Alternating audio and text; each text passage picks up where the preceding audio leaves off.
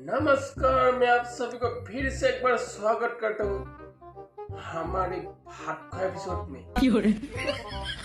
हमारे साथ आज 3 व्यक्ति जो आजकल भारत में सभी लोग जानते हैं। तो देरी किस बात की? जो लोग नहीं जानते हैं, मैं उन लोगों को एबार के सभी लोगों को सिनाकी करा देता हूँ। तो फिर कैमरामैन भाई साहब, कैमरा को प्लीज इधर लाइए।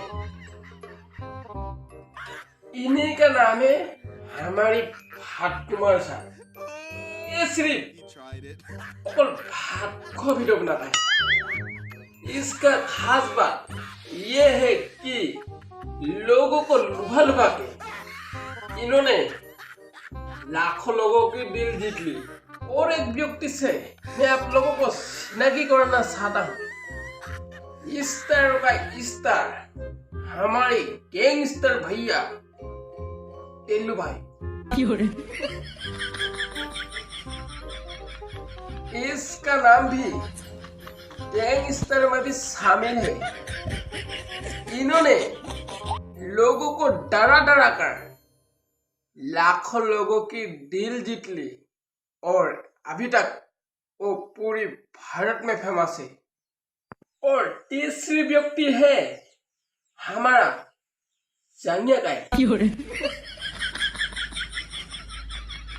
इन्होंने पहले जांगिया हेराफेरी किया करता था।